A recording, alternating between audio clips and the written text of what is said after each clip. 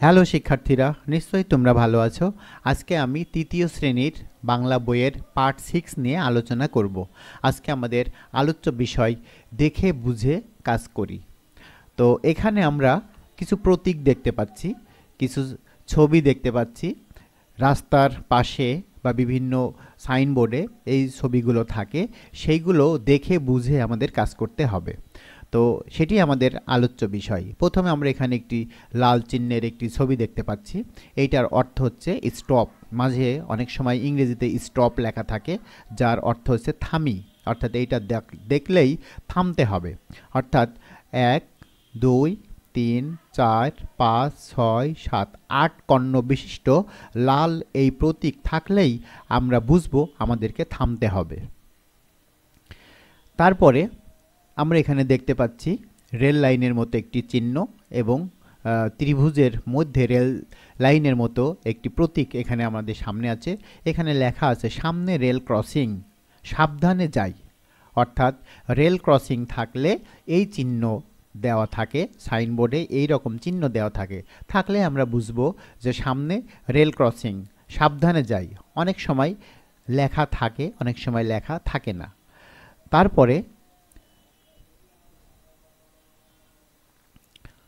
তারপরে আমরা দেখতে পাচ্ছি এখানে একটি রিক্সা, গোল বৃত্তের মধ্যে রিক্সা এবং রিক্সাটির মাঝখান দিয়ে একটি দাগ, কাটা দাগ। তো এর অর্থ হচ্ছে রিক্সা চলা নিষেধ।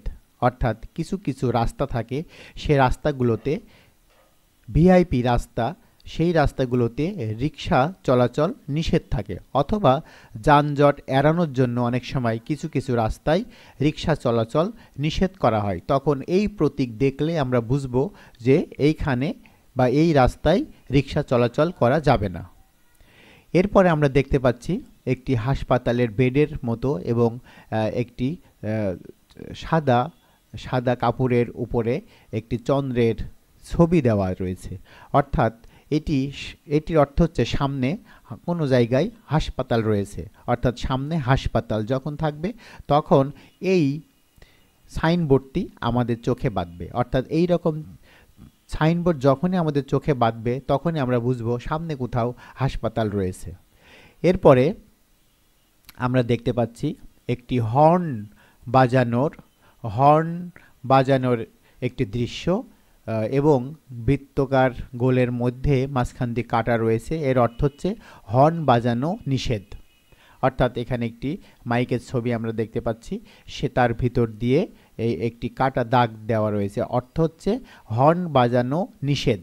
অর্থাৎ এই রকম চিহ্ন যখন থাকবে তখন মোটরসাইকেল, মাইক্রোবাস, বাস, ট্রাক যখন ওই রাস্তা দিয়ে চলবে বা মাইক, তখন আমাদের ওইখানে হর্ন বাজানো নিষেধ। তারপরে আমরা এখানে দেখতে পাচ্ছি একটি অর্থাৎ ত্রিভুজের মধ্যে একজন মানুষের ছবি দেখতে পাচ্ছি। অর্থাৎ এবং নিচে পায়ের নিচে কিছু দাগ দাগ দাগ দেওয়া থাকে। তো সেইটা হচ্ছে পথচারী পারাপারের জায়গা। অর্থাৎ যখন ব্যস্ত সড়ক থাকে তখন পথচারী পারাপারের জন্য একটি নির্দিষ্ট জায়গা থাকে, ওই জায়গা দিয়ে পথচারী পারাপার হতে হয়। তা না হলে যে কোনো জায়গা দিয়ে ইচ্ছামতো চলাচল বা পারাপার হতে গেলে তখন অ্যাক্সিডেন্ট হওয়ার সম্ভাবনা থাকে। সেজন্য এই রকম চিহ্ন আমরা যখন দেখব তখন বুঝতে হবে যে আমরা এই জায়গাটা দিয়ে রাস্তা পারাপার হতে পারবো।